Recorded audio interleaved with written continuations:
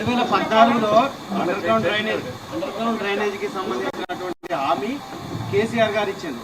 2 దఫాలుగా మీరు అధికారంలో ఉండి చేయలేదు, మామూలు రిపోర్ట్ చేయలేదు. అంటే రాజకీయ విమర్శలు ఏ రకంగా ఉండాలి కానీ ఈ 2 కార్యక్రమాలు. ఒక నిమిషం. మామ్నూర్ ఎయిర్పోర్టు ఆల్రెడీ జిఎంఆర్ గారికి ఒప్పజెప్పి భూమి సేకరణ కూడా వాళ్ళకి ఆల్టర్నేటివ్ వెటర్నరీ స్థలం కూడా చేసి అంతా ఫైల్ తయారు చేసినాం. ఇలా కొత్తగా చేసింది ఏం లేదు. 2 ఈయనేదో అండర్ గ్రానేజ్ ఇది అని ఏదో జీవో ఇష్యూ చేసిన పాతే దాదాపు 1500 కోట్లు శాంక్షన్ అయ్యి వాళ్ళ బిల్లులు రాక ఏడుతారు కాంట్రాక్టర్లు. ఇంకా 1500 కోట్లు వరంగల్ సిటీలో ఉన్నాయి.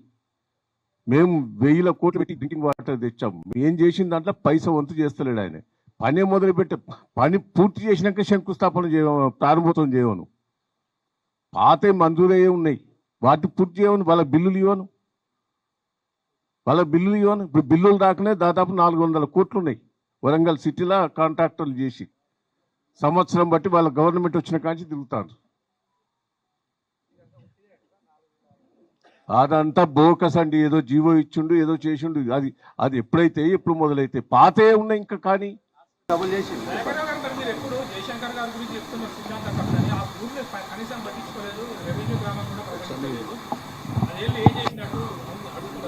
మిత్రులారా, జయశంకర్ గారు పుట్టింది అక్కంపేట గ్రామం. ఆయనను ఒక గ్రామానికి పరిమితం చేసి మాట్లాడడం కరెక్ట్ కాదు. ఒక జిల్లా కేసీఆర్ గారు అద్భుతమైనటువంటి పరిపాలనా సంస్కరణలో భాగంగా జిల్లాలను ఏర్పాటు చేస్తే ఆచార్య జయశంకర్ జిల్లాను పెట్టినాం. గతంలో రంగా యూనివర్సిటీ ఉండే అత్యంత ప్రతిష్టాత్మకమైన వ్యవసాయ విశ్వవిద్యాలయాలు దేశంలో ఉన్న దాంట్లో మొదటి వరుసలో ఉన్నటువంటి విశ్వవిద్యాలయం రాజేంద్ర నగర్లోని వ్యవసాయ విశ్వవిద్యాలయం. గతంలో దానికి ఎన్జి రంగా గారి పేరుండే, అది ఆచార్య జయశంకర్ గారి పేరు పెట్టడం జరిగింది. ఇప్పుడు ఆడ చేయడం అనేది మంచి పని, కానీ గ్రామానికి రెవెన్యూ విలేజ్ చేసినాం అనే దాన్ని ఈ రెండిటితో చూసినప్పుడు అది ఏ పాటిది? ఇప్పటికి చిత్తశుద్ధి ఉంటే జయశంకర్ గారు తెలంగాణ కోసం జీవితాన్ని త్యాగం చేసినటువంటి ధన్యజీవి. తెలంగాణ ఆంధ్రను కలపక ముందు తెలంగాణ కోసం కొట్లాడినటువంటి వ్యక్తి. చివరికి మా అందరికీ గురుదేవుడిగా మమ్మల్ని గైడ్ చేసినటువంటి వ్యక్తి. ఈ కాంగ్రెస్ పార్టీ వాళ్ళు ఇవాళ రేవంత్ రెడ్డి గారు ఉన్నటువంటి ప్రభుత్వం కావచ్చు, పార్టీ కావచ్చు, గతంలో ఉన్నటువంటి పార్టీలు కావచ్చు, ప్రభుత్వాలు కావచ్చు, జయశంకర్ గారి ఆవేదనను అర్థం చేసుకుంటే తెలంగాణలో వేలాది మంది విద్యార్థులు బలయ్యేటువంటి అవకాశం వచ్చేదా? అందుకనే డెఫినెట్గా జయశంకర్ గారికి మనం ఎంత ఎక్కువ చేసినా ఆయన రుణం తీర్చుకోలేం.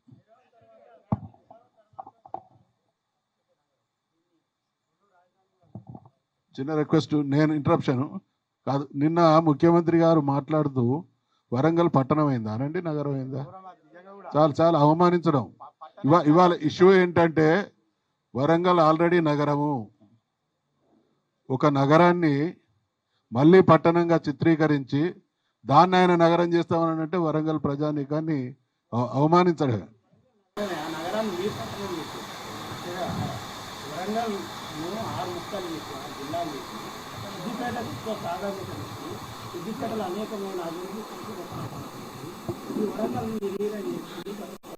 మీరు జిల్లాలు చేయడం అనేది పరిపాలన. మీకు చాలా సంతోషం. భూపాలపల్లి నేను జిల్లా చేసిన, పాత్రికేయ మిత్రులు గమనించాలి. అది జిల్లా కాకముందు వరంగల్ జిల్లాగా కొనసాగినప్పుడు వర్షాకాలం వచ్చిందంటే 75% భూపాలపల్లి జిల్లా ప్రజలకు వరంగల్తో సంబంధాలు తెగిపోయినాయి. మీకు ఐడియా ఉందో లేదో, కాళేశ్వరం ఒకప్పుడు కరీంనగర్ జిల్లాలో ఉంటే మహాదేవ్పూర్ కూడా కరీంనగర్ జిల్లాలో ఉండే. మా చిన్నతనంలో మహాదేవ్పూర్ పోవాలి అని అంటే కరీంనగర్ అయిన మహాదేవ్పూర్ పోవాలన్నా, మహాదేవ్పూర్ అయిన కరీంనగర్ పోవాలన్నా కరీంనగర్, హుజురాబాద్, పరకాల, భూపాలపల్లి, మహాదేవ్పూర్ పోయేది. చెర్ల వాజేయడానికి ఖమ్మం జిల్లాలో ఉంటాయి. వాళ్ళు హైదరాబాద్ పోవాలనంటే అరడజన్ జిల్లా కేంద్రాలు వాళ్ళకన్నా దూరం. అందుకనే పరిపాలనా సంస్కరణలో భాగంగా అన్ని వికేంద్రీకరించి అంతటా బహుముఖమైనటువంటి అభివృద్ధి సాగాలనేటువంటి దానిలో కొన్ని నిర్ణయాలు తీసుకోక తప్పదు.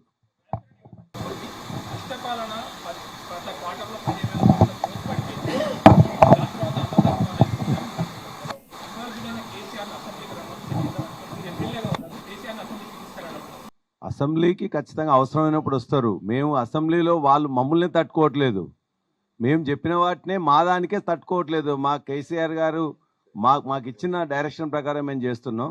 ఇవాళ మేము అడిగిన వాటికి ముందు సమాధానం చెప్పమని చెప్పండి. మేము చెప్తున్నాం కదా, ఇప్పుడు 15,000 కోట్లు ఏ విధంగా తగ్గిపోయినాయి అనేది కూడా ప్రతి ఇవాళ రిజిస్ట్రేషన్ స్టాంప్స్లో, అదేవిధంగా డైరెక్ట్ ట్యాక్సెస్లో, కమర్షియల్ ట్యాక్సెస్లో, వ్యాట్లో అన్నిటిలో కూడా ఇలా నెగిటివ్ గ్రోత్ వచ్చింది. 15,000 కోట్లు 2 క్వార్టర్లో తగ్గినాం. అది వాస్తవమా కాదా? 75,000 కోట్లు ఇలా లోన్ తీసుకొని వచ్చిండ్రు. ఇవాళ 3.5 లక్షల కోట్లు ఉంటే అప్పుంటే ఎక్కువ ఉందని చెప్తున్నారు. వాటికి అవగాహన లేదు, అజ్ఞానులు అహంకారులు పాలిస్తున్నారు కాబట్టి వాళ్ళకి అర్థం కాదు. మేము చెప్తేనే అర్థం చేసుకోవట్లే. కేసీఆర్ గారు ఈ మునగాల కేసీఆర్ గారు కావాలనా? కేసీఆర్ గారు ఖచ్చితంగా వారు చెప్పింది కదా, ఇదే వరంగల్ గడ్డ మీదనే మొట్టమొదటిసారి వస్తారు, వాళ్ళకేందో చుక్కలు చూపిస్తారు. రెండో అంశం, అవసరం ఉన్నది ఎక్కడ అవసరం అనుకుంటే అప్పుడే వస్తారు. ఎక్కడ మేమేమి ప్రతిపక్షంగా మేము ఇవాళ ఫెయిల్ అయినాం అని చెప్పేసి ఒక్కరిని చెప్పండి.